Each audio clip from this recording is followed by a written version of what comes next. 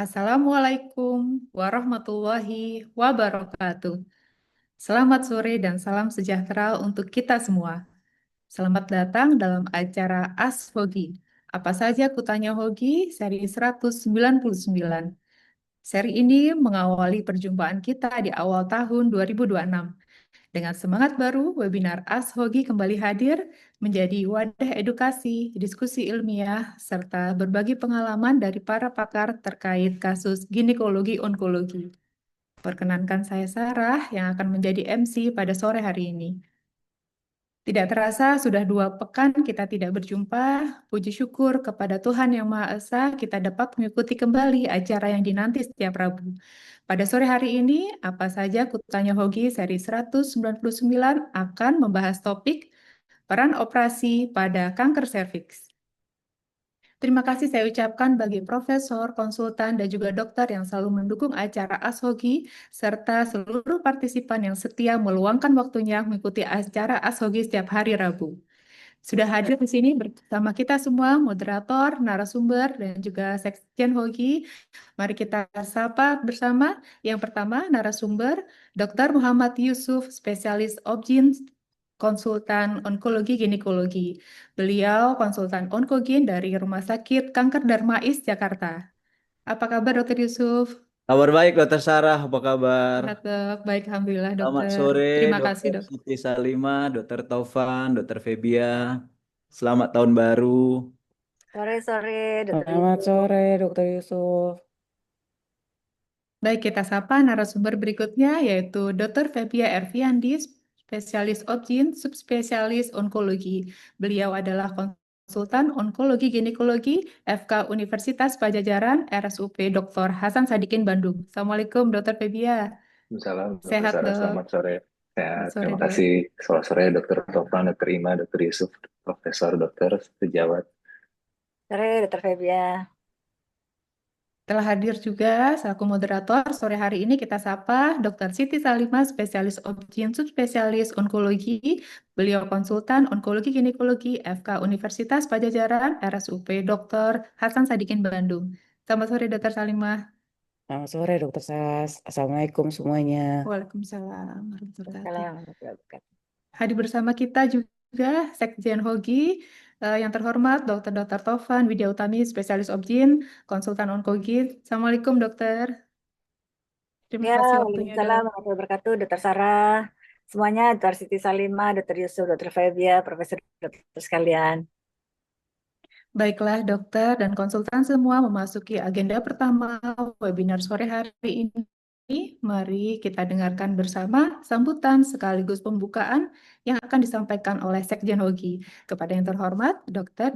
Tovan Widya Utami, spesialis Obgyn, konsultan onkologi. Kami persilahkan, dokter. Ya, baik.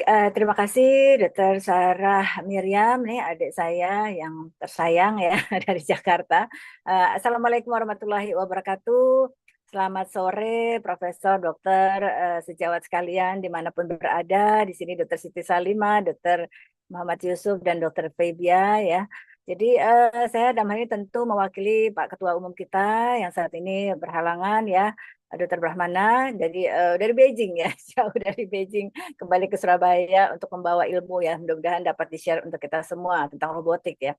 Alhamdulillah ya, puji syukur kehadirat Allah Subhanahu wa taala, tidak henti-hentinya kita mengucap syukur atas segala nikmat yang Allah berikan sampai saat ini kita memasuki tahun baru Masehi ya. Jadi ini pertama kali Ashogi di tahun 2026 nih, Dr. Siti Salimah ini jadi apa mengukir sejarah ya. Mantan ketua pelaksana Inasmit 5 yang sukses yang di Bandung kemarin ya. Ya, jadi ini seru sekali ya. Jadi tentang peran operasi pada kanker serviks ya, Ashogi seri ke-199. Luar biasa ya, jadi hampir 200 gitu ya. Jadi Dr. Brahmana bercita-cita untuk sampai 1000 bahkan lebih daripada 1000 gitu nanti ya. Dan saat ini kita sudah alhamdulillah menyusun ya buku Q&A Ashogi sampai seri ke-50 ya. Mudah-mudahan nanti kita akan bisa men-share kepada teman sejawat sekalian yang begitu setia ya mendampingi kami dalam hal ini untuk sama-sama kita berdiskusi tentang kesehatan reproduksi perempuan, terutama kanker ginekologi ya. Jadi saya tidak akan berlama-lama, rasanya di sini sudah pada tidak sabar ya para ahlinya di sini. Dr. Siti Salimah dari Filipina, Dr. Muhammad Yusuf dari Ceko, dan Dr. Febia dari Jepang. Ya, kelihatan wajah-wajah ini wajah-wajah asing semua nih ya. Alhamdulillah kehadiran dari narasumber dari mancanegara ya. Baik, saya rasa ini adalah topik yang sangat menarik ya. Bagaimana misalkan ada kondisi atau indikasi atau kontraindikasi pada beberapa syarat tentunya terkait dengan oncologic outcome nanti ya. Dan ini juga mungkin saya sama-sama kita merenung nih, Dr. Siti Salimah, Dr. Yusuf, dan Dr. Febia, bahwa pasien kanker serviks kita ternyata bergeser pada usia muda ya. Kita tadi ingat di pagi hari tadi, bukan kanker serviks, tapi 3 kasus kita ternyata 17 tahun, 23 tahun, 31 tahun. Dan ternyata dari kanker registry kita punya data, selama 25 tahun terakhir, di bawah 35 tahun usia kanker serviks kita itu ada sekitar 5% ya. Namun 5 tahun terakhir di bawah usia 40 tahun, penderita kanker serviks kita itu sekitar 13,9%. Jadi artinya ini hampir 15% kita ada oncofertility di sini ya untuk kanker serviks. Nanti bagaimana kita bisa melihat beberapa peran operasi pada kanker serviks, tentu terkait dengan stadium yang kita temukan, bagaimana fertility preservation dan seterusnya. Baik, itu saja dari saya. Lebih kurangnya saya mohon maaf. Kami sangat selalu mengharapkan ya input dari teman sejauh sekalian untuk kemajuan kita bersama. Selamat mengikuti Ashogi. Terima kasih. Wassalamualaikum warahmatullahi wabarakatuh. Saya kembalikan ke Dr. Sarah ya. Waalaikumsalam warahmatullahi wabarakatuh. Terima kasih Dr. Taufan atas sambutan sekaligus pembukaannya. Profesor dan dokter yang saya hormati, saatnya beranjak ke acara utama, yakni penyampaian materi oleh para narasumber. Di akhir sesi, saya mengingatkan ada sesi tanya jawab. Para peserta sekalian diperkenankan untuk berdiskusi atau mengajukan pertanyaan pada sesi tanya jawab melalui kolom Q&A atau dapat mengklik tombol raise hand. Saya persilahkan kepada yang terhormat moderator Dr. Siti Salimah, spesialis Obgyn, subspesialis onkologi untuk memimpin jalannya acara. Terima kasih, Dok. Terima kasih Dokter Sarah, terima kasih Dokter Tovan. Selamat sore semuanya, para profesor, dokter sekalian, teman sejawat. Kali ini mungkin Dok. di Ashogi sore hari ini kita akan membahas bagaimana sih peran operasi pada kanker serviks. Yang kita ketahui bahwa kanker serviks itu merupakan kanker nomor 2 ya setelah payudara. Mungkin untuk mempersingkat waktu, mungkin kita mulai dengan paparan dari para narasumber. Bagaimana Dokter Feby sama Dokter Yusuf? Mau mulai yang mana duluan? Mangga, dipersilahkan. Boleh. Mau saya dulu boleh, Dok? Silakan. Ah, Boleh. Ya. kami Izin. persilahkan karena kita lebih ke arah Ya. diskusi ya paparannya. Ya. Terima kasih. Ya. Izin Dokter Ima, Dokter Yusuf, Profesor Dokter Senior dari Jenjang Sejawat. Selamat sore. Sesuai dengan topik kita hari ini, mungkin ini lebih ke share saja atau refreshing saja terkait dengan operasi pada kanker serviks, terutama pada stadium awal. Saya izin share screen.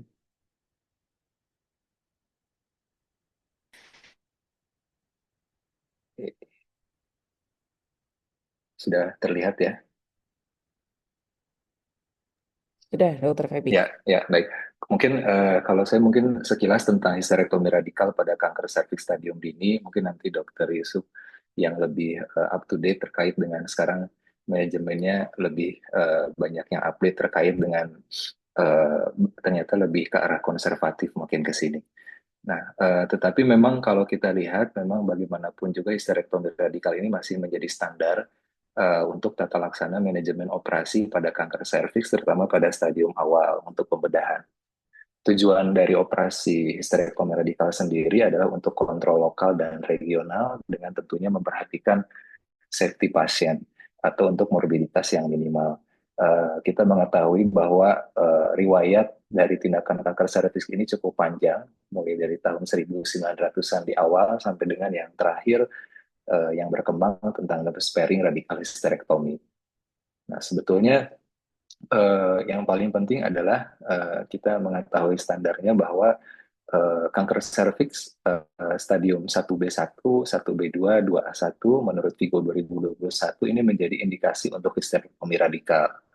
Sedangkan di luar itu tentu nanti ada pertimbangan-pertimbangan yang lain. Contohnya pada yang stadium 1A itu masih bisa histerektomi atau mungkin hanya konisasi misalnya, atau yang 1B1 pada yang fertility preservation juga masih bisa dilakukan.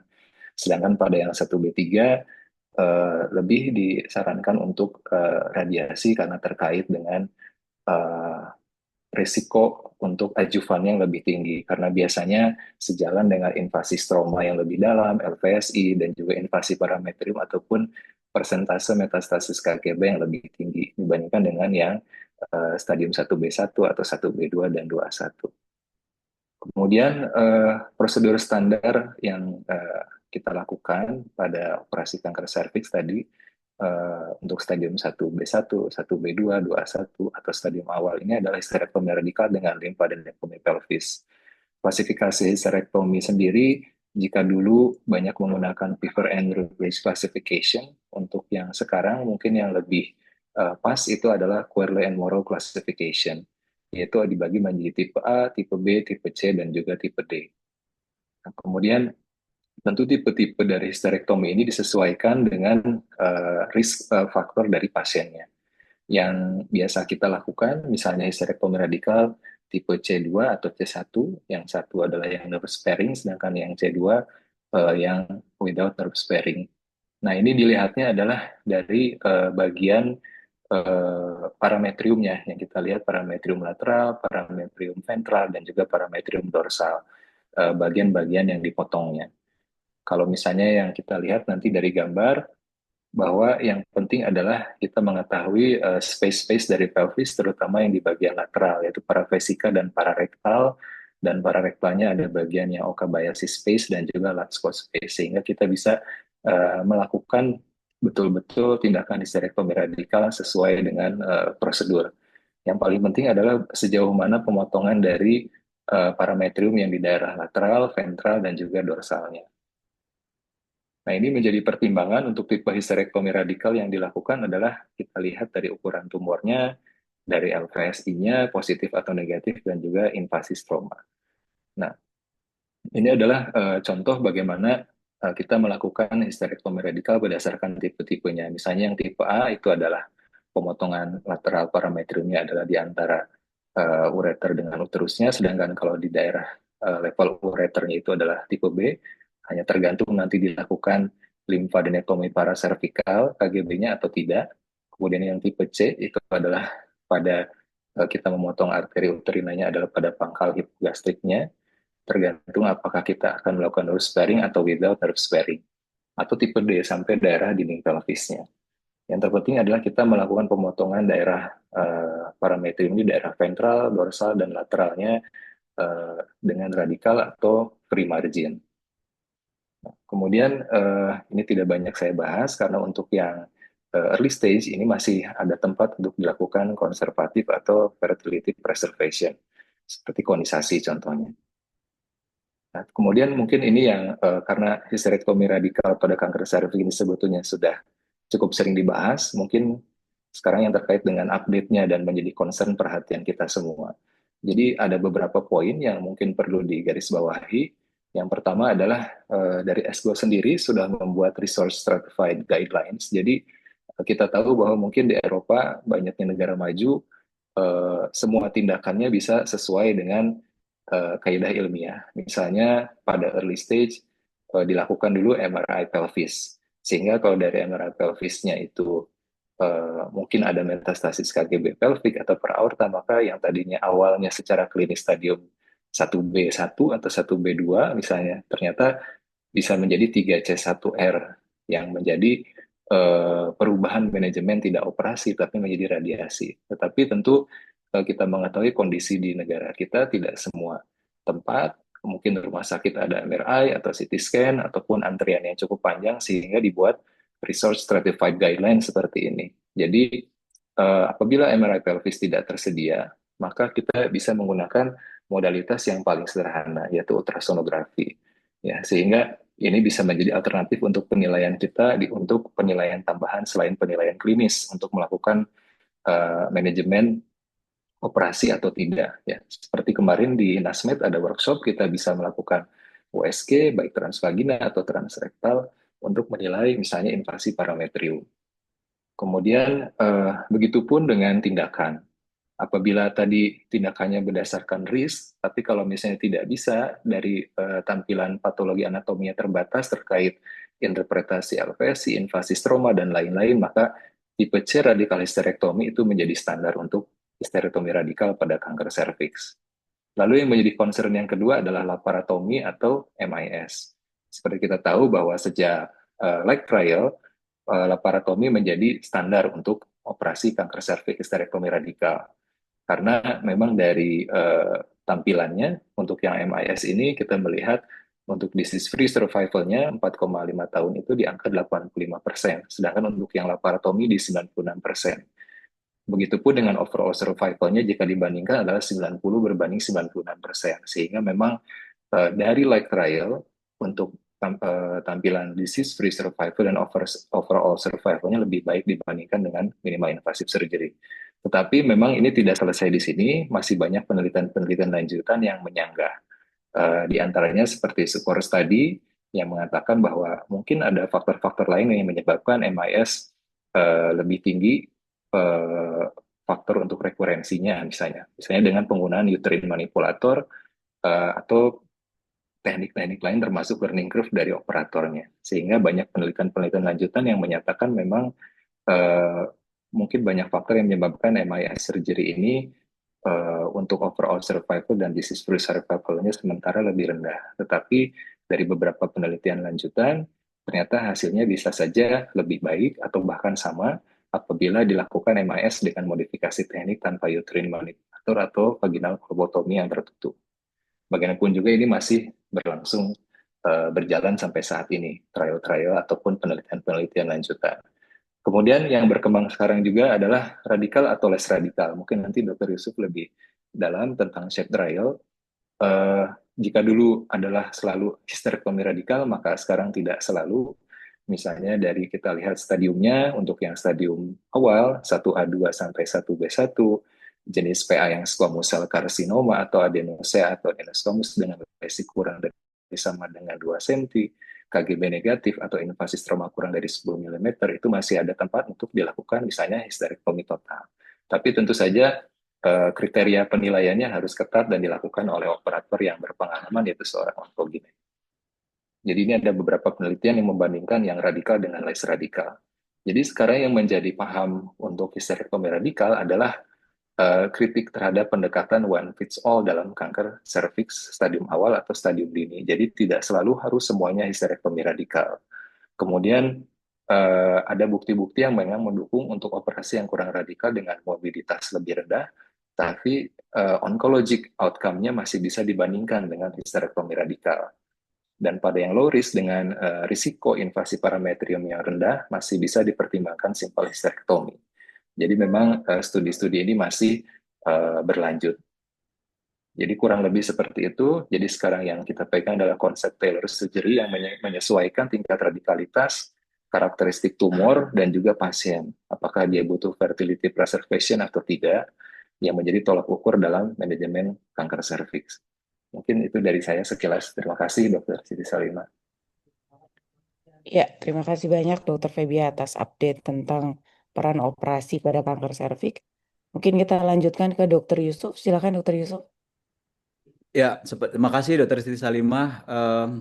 Terima kasih kepada Profesor, Dokter, teman-teman yang hadir online pada diskusi Ashogi kali ini. Kayaknya apa yang disampaikan oleh Dokter Febia kayaknya sudah melebihi ini, Dokter Siti. Sebentar saya mau share screen dulu ya, Dok.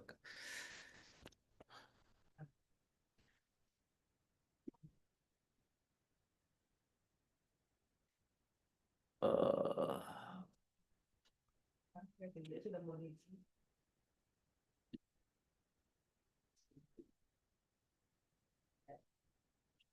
udah terlihat, Dok? Sudah tinggal di slide share.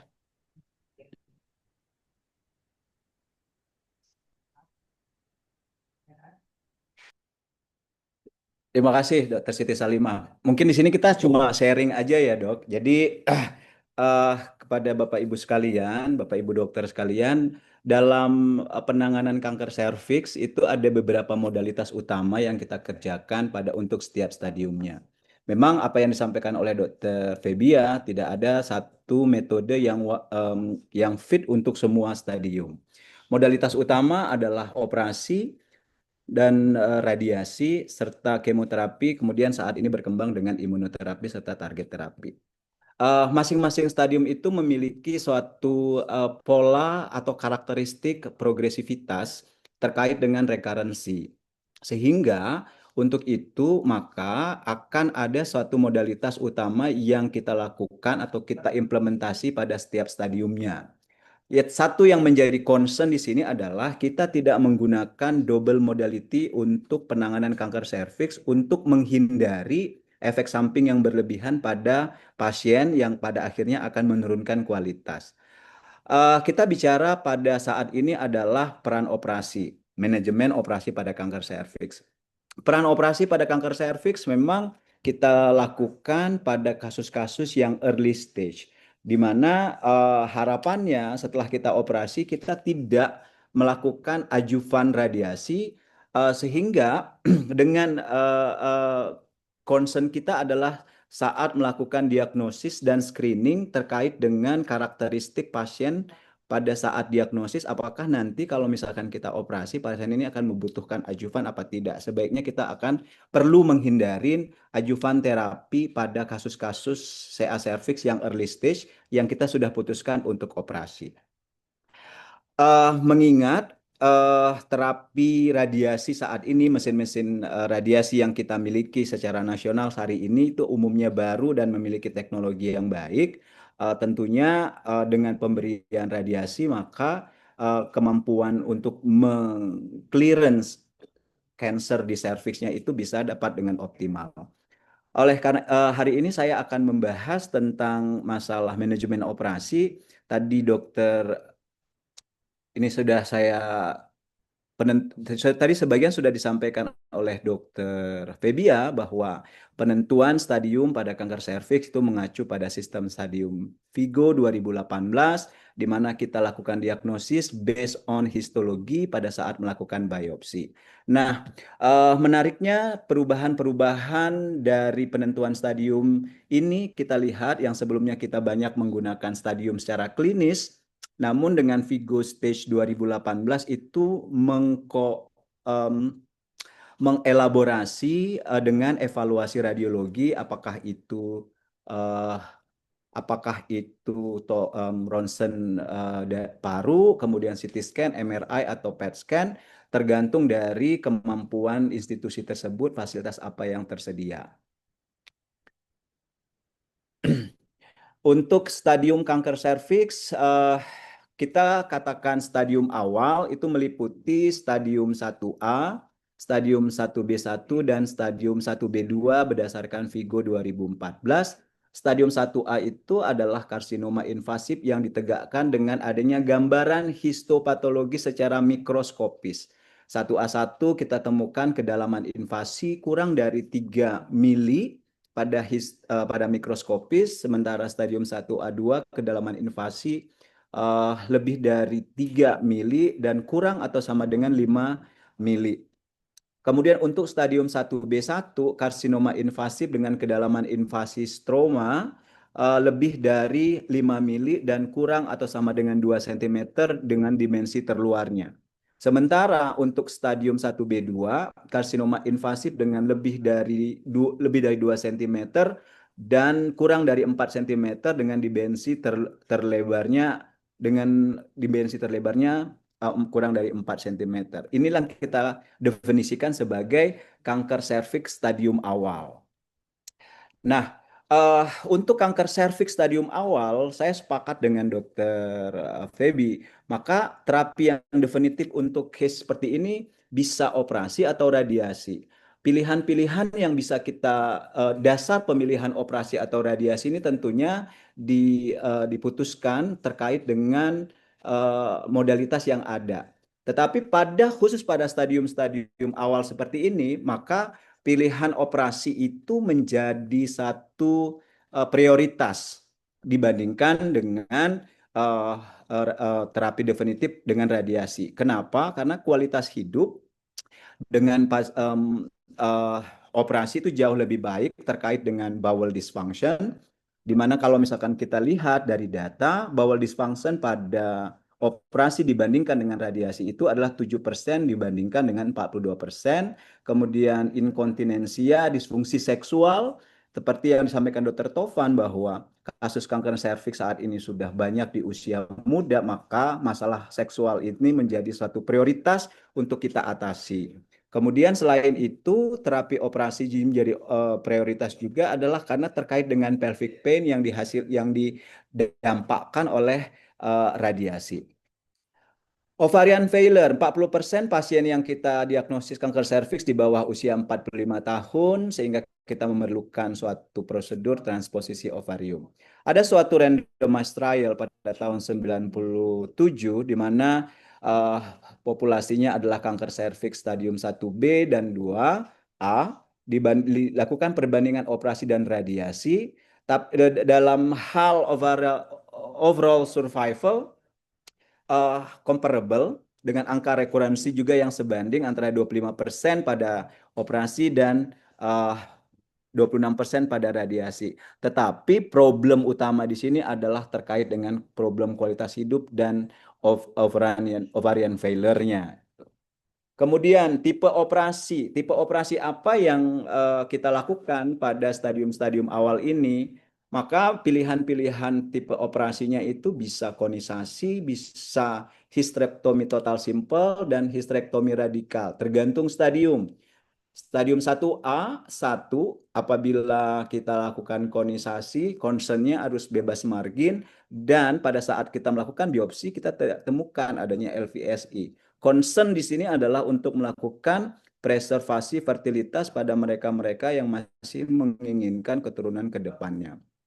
Namun apabila kita tidak temukan bebas margin pada saat melakukan konisasi, maka terapi definitif yang terbaik di sini adalah melakukan simple hysterectomy. Untuk stadium 1A2 dan 1B1, hysterectomy radikal dan limfadenektomi pelvic adalah pilihan utama. Kenapa? Karena angka rekurensinya lebih rendah.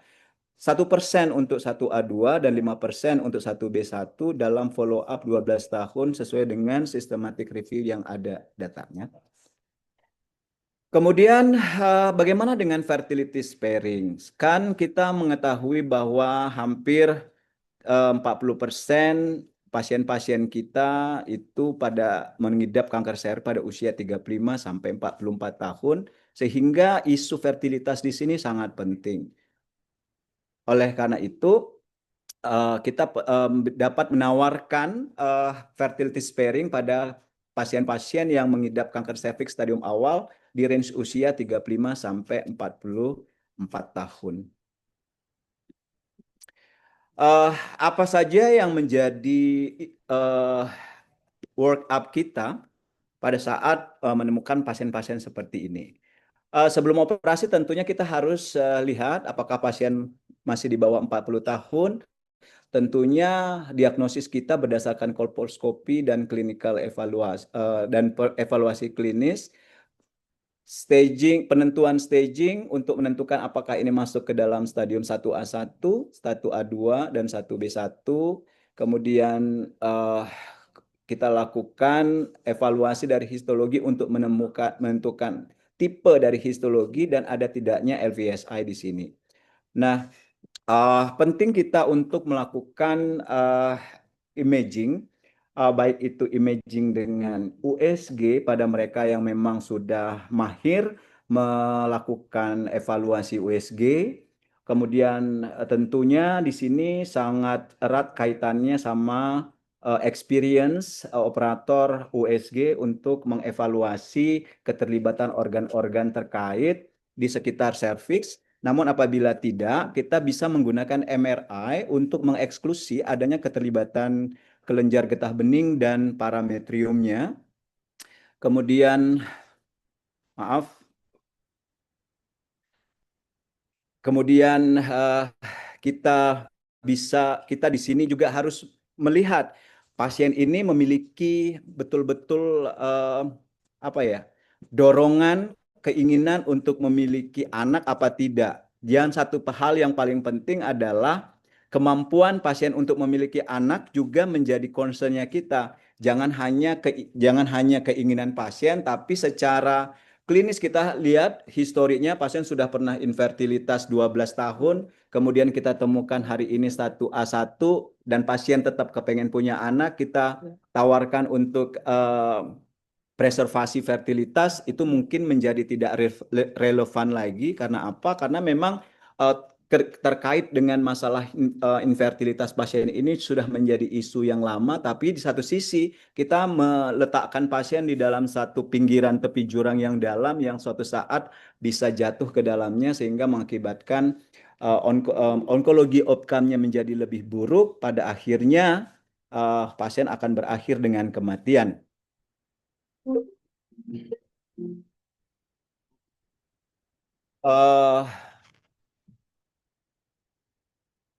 Mohon maaf dokter, ada gangguan sebentar.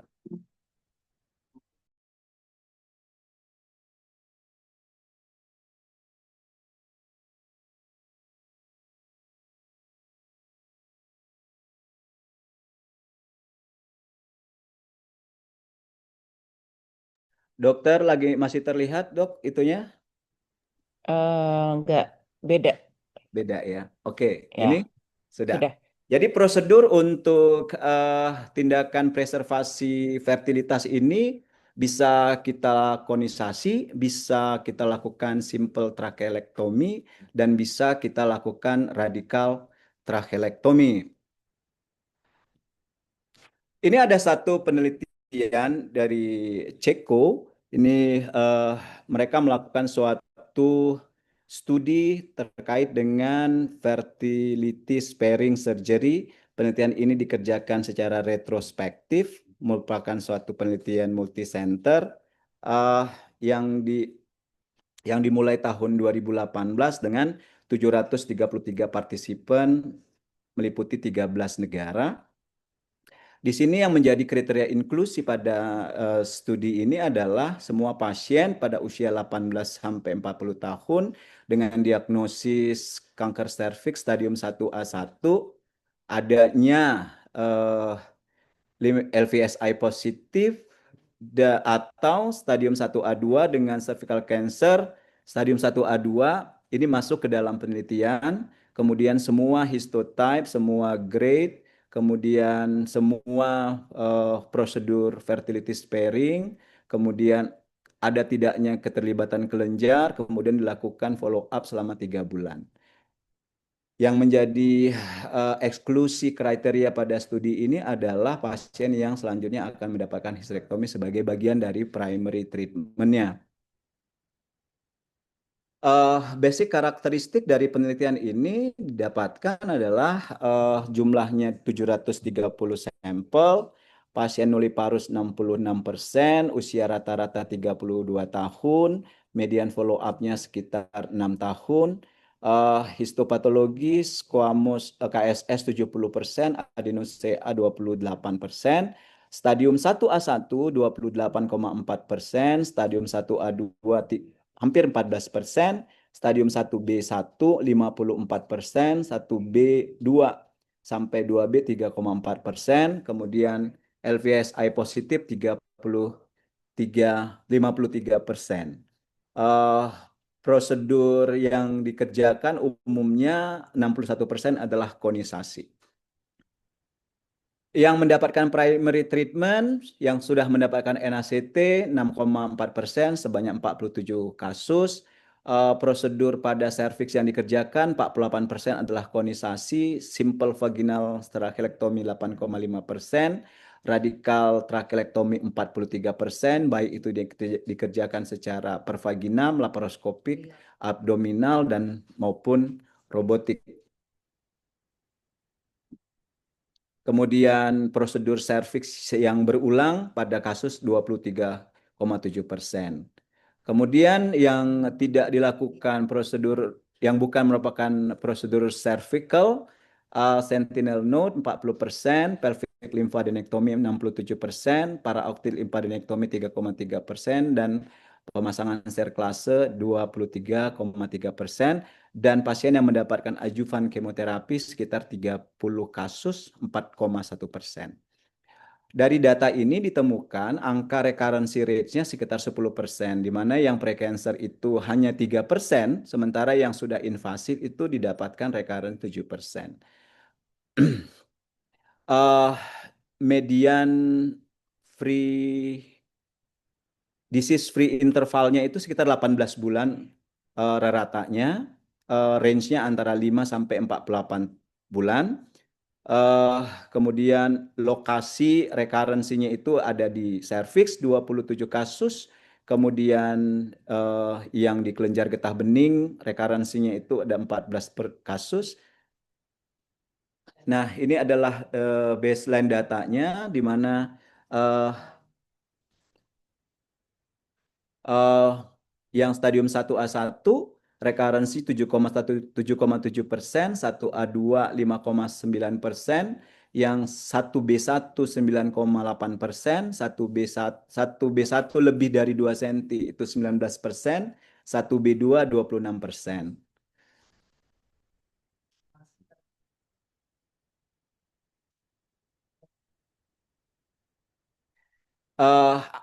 Kematian pada retrospektif studi ini ada sekitar 2,6%. Saat ini pasien hidup dengan cancer ada sekitar 4,4%. Kemudian mulai dari diagnosis sampai pasien meninggal, survivalnya sekitar kurang lebih 2,7 tahun. Waktu mulai dari recurrent sampai meninggal rata-rata sekitar 1,8 tahun. Pasien yang berusaha untuk hamil pada studi ini ada sekitar 50%. Dengan yang berhasil hamil itu sekitar 45% dari 371. Tapi secara total itu 22,8%. Cara kehamilan diperoleh secara natural sekitar 72%, kemudian IVF 28%. Yang lahir melalui SC total ada sekitar 67,4%. Sebagai kesimpulan pada studi ini diikuti sekitar 733 pasien, umumnya adalah stadium 1B1 dengan lesi kurang dari 2 cm. Prosedur yang dikerjakan tidak radikal, yaitu konisasi plus simple trachelectomy pada kasus 5,65%, 6,4% pasien mendapatkan NACT, recurrency ditemukan pada 73% kasus, 51 diantaranya adalah invasive cancer. Kemudian yang menjadi satu faktor penentu untuk terjadinya recurrency adalah LVSI positif, kemudian lesi tumor lebih dari 2 cm, kemudian pasien meninggal karena kanker 19 pasien, kemudian hanya setengah dari pasien yang berusaha untuk hamil, berhasil hamil itu sekitar 167 pasien. Di mana 158 pasien dari 733 ini berhasil hamil, umumnya lahirkan secara sesar. Itu yang menjadi presentasi saya, Dr. Siti Salima. Mungkin kita bisa lanjut ke diskusi ya, Dok ya. Ya, terima kasih Dokter Yusuf. Ya, mungkin saya undang Dokter Febia di sini. Dimulai dengan mungkin kita diskusi bahwa saat ini yang kita tahu bahwa kanker serviks itu pada stadium awal memang tentu prinsipnya adalah dasarnya radikal histrektomi ya Dokter Yusuf dan Dokter Febi ya. Tapi akan tetapi semakin mudanya pasien-pasien kita saat ini eh, dan diharapkan dengan deteksi dini ini kita menemukan kalau dulu prinsipnya kita selalu menemukan kanker serviks itu pada stadium lanjut. Tapi saat ini dengan deteksi dini mungkin kita bisa mendapatkan pada stadium awal sehingga kita dapat melakukan preservasi untuk fertility atau less radikal.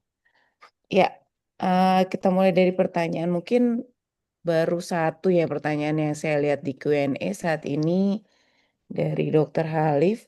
Pada Dokter Febia, untuk USG pembesaran berapa pada KGB yang menjadi kecurigaan metastasis pada KGB? Terima kasih. Ya, silakan Dokter Ya, Febi. ya, terima kasih Dokter Ima. Ya, kemarin mungkin kita waktu Inasmed sempat ada workshop yang sangat baik ya dok, tentang bagaimana peranan USG dalam diagnostik untuk kanker-kanker ginekologi termasuk kanker serviks, kanker endometrium, kanker ovarium. Jadi dengan modalitas yang terbatas ternyata dengan menggunakan USG terutama transvagina atau transrektal itu sangat akan membantu untuk diagnostik dari kanker serviks. Nah, untuk yang kanker serviks sendiri, kemarin yang saya pelajari itu adalah bahwa dari USG transrektal itu bisa membantu apabila misalnya dari transvagina tidak memungkinkan. Kemudian, tentu kalau ditanya ukuran, dikatakan yang dilihat ukuran itu adalah yang short axis. Short axis lebih dari sama dengan 10 mm atau 1 cm itu bisa menjadi batas ukuran untuk kecurigaan ke arah metastasis KGB. Seperti kita tahu, kalau bentuk KGB itu yang normal mungkin agak lonjong, ini mungkin lebih ke bulat, tapi yang dilihat bukan aksis yang panjangnya, tetapi aksis yang pendeknya itu, diameter yang terpendeknya. Kalau lebih dari 1 mm dengan bentuk yang lebih bulat, apalagi dengan vaskularisasi di daerah perifer, itu bisa meningkatkan kecurigaan ke arah metastasis KGB. Kurang lebih seperti itu sederhananya. Pasti. Ya, jadi kita masih bisa memanfaatkan ya dengan USG tentu. Kembali lagi operator dependen juga memang kalau untuk standarnya kita bisa kalau bisa memang MRI ya untuk melihat apa kemungkinan ada penyebaran ke KGB atau tempat-tempat lain. Ya, kira-kira Dokter Yusuf nih kalau misalnya kita memilih yang mana nih kalau untuk preservasi fertility-nya pada kanker serviks ini. Apa sih kriterianya yang kira-kira pantas dan bisa kita save untuk pada stadium-stadium berapa dan ada syarat-syaratnya nggak kira-kira? Ya, mungkin sebelum saya menjawab, Dokter Siti, saya mau menambahkan terkait masalah USG tadi, Dok. Mungkin di sini kita juga harus berhati-hati. Kenapa? Karena saya coba mengusulkan ke Bu Sekjen terkait dengan penggunaan USG gitu. Apakah kita bisa mengeluarkan suatu rekomendasi untuk sertifikasi mereka-mereka yang akan melakukan USG untuk melakukan evaluasi staging imaging pada kasus-kasus kanker serviks, karena ini betul-betul sangat apa ya, tergantung dari kemampuan operator USG untuk mengevaluasi gitu. Tentunya biasnya sangat tinggi. Nah, ini kaitannya sama oncological outcome, dianggap normal, tidak membesar, in fact pada akhirnya sudah ada metastasis di KGB sehingga kita salah melakukan satu interpretasi USG pada kasus-kasus CA gitu. Kemudian terkait dengan pertanyaan Dr. Siti Salima, kita dari data yang dikeluarkan oleh Vartis tadi itu memang mereka akhirnya merekomendasikan hanya pada kasus-kasus yang kurang dari 1B1 yang bisa fertility sparing. Karena kalau misalkan di atas 1B1, 1B2 itu menjadi faktor penentu untuk tingginya angka recurrency rate, terutama LVSI dengan diameter cancer di atas 2 cm. Tapi Dokter Siti Salimah, yang paling penting di sini adalah tentang em, kemungkinan berhasil untuk hamil. Itu yang paling utama tuh. Terkadang tuh pasien-pasien kita merasa bahwa ingin hamil, tapi secara histori kita lihat ini pasien sudah problem dengan infertilitasnya belasan tahun sebelumnya dan dia tidak bergerak untuk mencari perbantuan untuk mengatasi infertilitasnya. Tetapi ketika sudah didiagnosis kanker, itu masih ngotot kepengen hamil. Logikanya sebelum terdiagnosis kanker, pasien aja sudah struggle untuk hamil. Kenapa? Pada saat sudah didiagnosis kanker, itu masih kepengen mempertahankan fertilitasnya dengan harapan masih bisa kemungkinan untuk hamil gitu. Jadi mungkin di situ highlight-nya adalah desire direlevansikan dengan kemampuan untuk hamilnya gitu. Baik dari sisi pasien maupun dari sisi suaminya. Ya, terima kasih Dokter Yusuf. Jadi artinya kita tidak selalu apa ya, ibaratnya mengiyakan ya, walaupun kita tentu melakukan informed consent Ya, terhadap pasien ya, apa pilihannya. Tapi tentang oncofertility ini kita juga harus lihat aspeknya. Yang penting kan adalah goalnya terjadi konsepsi. Jadi kalau misalnya ada masalah di tempat lain, why kita mesti memikirkan eh, yang lebih yang lebih ringan dibandingkan si kankernya. Jadi ya selain kita memutuskan bahwa akan menjadi preservasi fertility, apa memungkinkan nggak pasien ini terjadi kehamilan tanpa ada kanker pun gitu. Seperti ya, yang tadi disampaikan oleh Dokter Yusuf.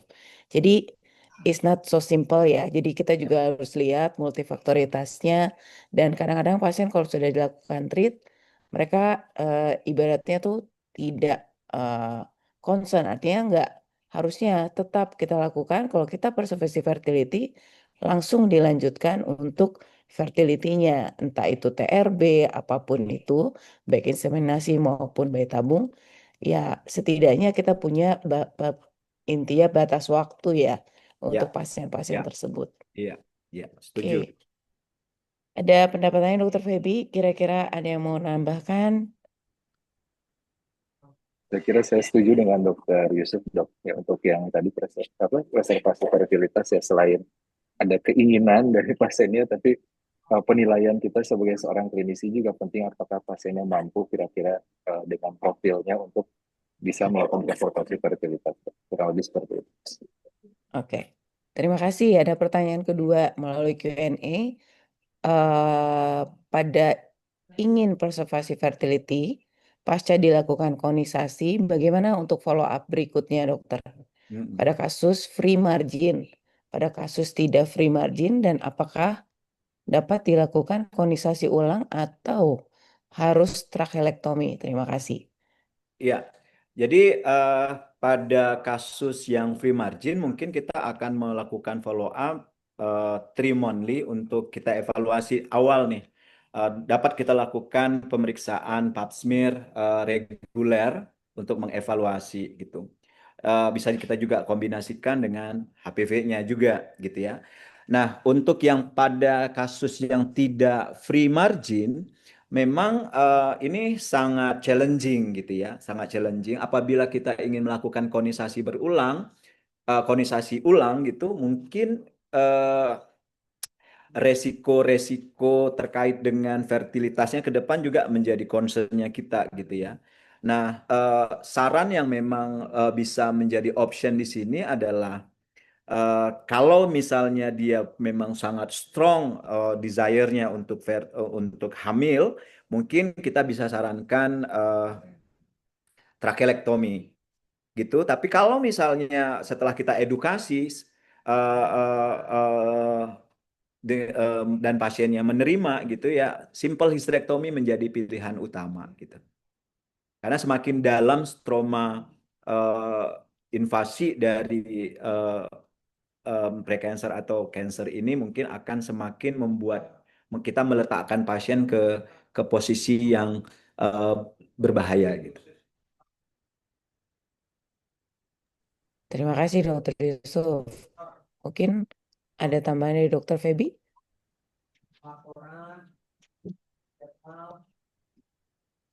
Pada kasus konisasi, Dr. Feby, apakah kita memilih, ya tadi kalau free margin mungkin ya akibatnya kita bisa akan observasi, tapi kalau misalnya tidak free margin, konisasi ulang atau trachelectomy pilihannya.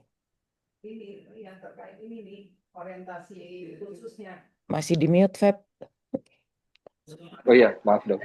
Jadi kalau melihat algoritmanya kita masih ada tempat untuk konisasi ulang lagi ya dok ya untuk margin, tapi memang harus kita pertimbangkan juga trachelectomy.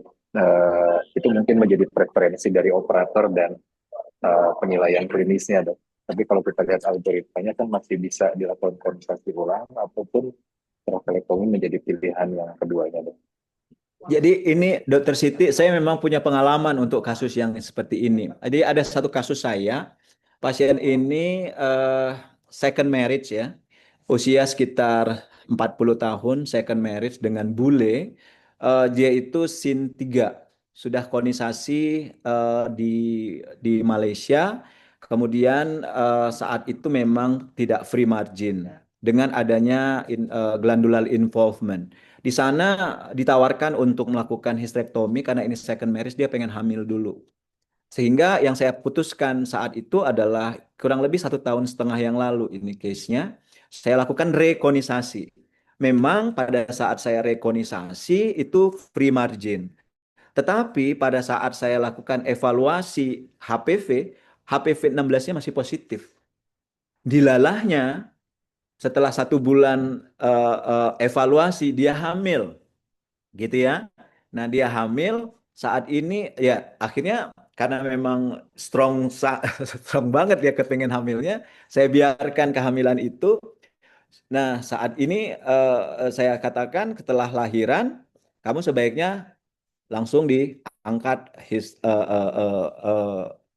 hysterectomy gitu. Karena sin 3 apalagi dengan glandular involvement, recurrency rate-nya tentu tidak sama dengan kasus sin 3 tanpa glandular involvement gitu. Kira-kira begitu, Dokter Siti. Iya, terima kasih Dr. Yusuf atas paparan untuk case-nya. Memang kalau kita lihat ini untuk kasus ginekologi onkologi ini bervariasi dan tidak artinya tidak selalu kita patokan untuk guideline ya, karena Ya. tiap variasi case artinya individual cases itu penanganannya tentu berbeda-beda. Seperti ya kalau misalnya udah hamil ya alhamdulillah sebenarnya. Tapi Ya. kita harus inform konsen apa yang nanti harus dilaksanakan setelah terjadi konsepsi. Artinya kalau sudah selesai kita udah dapat, artinya anak udah cukup, saya why not? Kalau misalnya nih, misalnya pas kasus tersebut Dokter Yusuf, kalau kita udah melahirkan pasiennya, ternyata nothing happen. Apakah ada tempat untuk kita observasi? Ya, kalau kita lihat data, memang the glandular involvement case ini kan sangat tinggi ya dibandingkan kalau misalkan. Nah, eh, kalau itu menjadi concernnya pasien dan pasien siap dengan risiko kekambuhan, ya mungkin kita akan follow up ketat ini pasiennya gitu. Cuma kembali lagi eh, yang kita ini HPV 16 gitu ya, bindingnya juga dengan proteonkoproteinnya juga kuat sekali sehingga dia bisa mengakibatkan perubahan dari serviks yang menjadi sangat cepat gitu. Itu yang menjadi concernnya saya sih saat itu. Nah, observasi pada case seperti ini kembali lagi individual compliance pasien menjadi hal utama yang harus kita lihat gitu. Kalau pasiennya betul-betul comply terhadap rules yang kita siapkan untuk dia, mungkin saya berani. Tapi kalau misalkan compliance-nya jelek, eh, itu eh, akan jadi apa ya, bumerang untuk pasiennya terkait dengan kansernya ke depan. Ya, bom waktu ya, Dokter Yusuf ya. Ya, Tapi ya deg-degan loh kayak itu ya.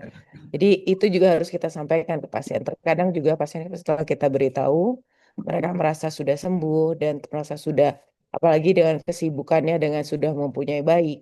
Mungkin itu ya, yang membuat akhirnya kontrol atau follow up-nya akan delay. Ya, Jadi tentu yang sebelum kita menentukan dan menerangkan, tentu kita akan memberikan konsen yang lebih jelas ya. Jangan sampai ya. nanti kata dokter nggak apa-apa, nah itu yang kita harus hindari. Nah, itu Ya, dia. Nah, masalahnya pada pasien ini posisi dia ada di Australia hari ini. Untuk kembali ke Indonesia kurang dari 1 tahun bayinya tidak memungkinkan. Sementara untuk dia bisa visit ke dokter untuk evaluasi masalah cancer, masalah lesi prakankernya, butuh waktu berbulan-bulan untuk appointment. Ini challenge memang saat ini untuk pasien ini. Challenge. ya. Terima kasih Dokter Yusuf. Oke, kira-kira ada ya tambahan dari Dokter Febia? Waktu kita mungkin masih 5 menit lagi. Karena sampai saat ini kita lihat memang di Q&A sudah tidak ada pertanyaan. Mem-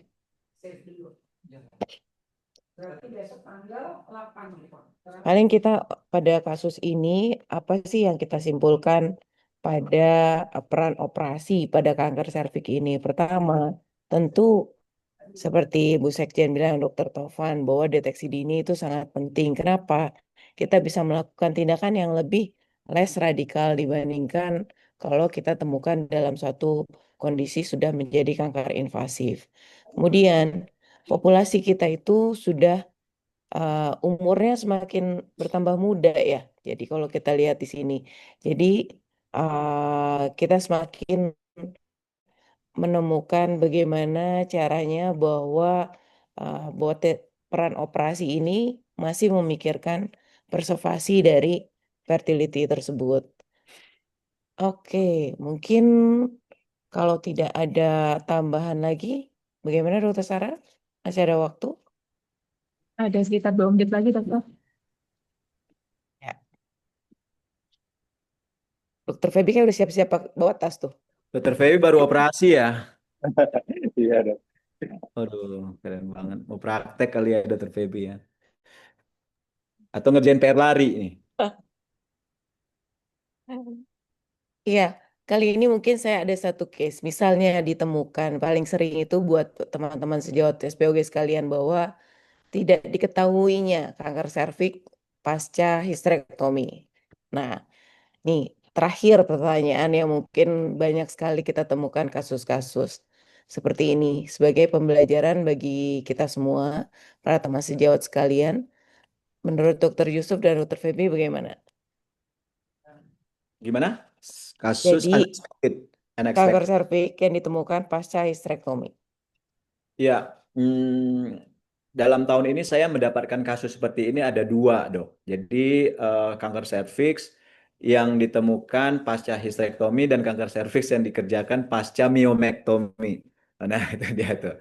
Dianggap masa bulky itu dianggap miom gitu, sehingga lakukan operasi. Pada saat dilakukan pada saat perut dibuka ternyata bukan miom yang ketemu adalah jaringan kanker serviks. Ya, ini menjadi satu input saya untuk kita semua eh, pada kasus-kasus dengan keputihan yang berulang, kita jangan pernah untuk ragu untuk melakukan tindakan inspekulo gitu. Karena inspekulo itu menjadi entry point kita untuk mendiferentiate apakah ini uh, cervical cancer ataupun bukan gitu. Memang pada kasus-kasus massa cervical cancer yang ada di endocervix gitu, terkadang uh, porsionya juga terkesan licin gitu. Namun apabila kita combine dengan modalitas USG transvaginal, kita bisa dengan jelas melihat massa yang ada di cervix itu maupun di korpus uterinya.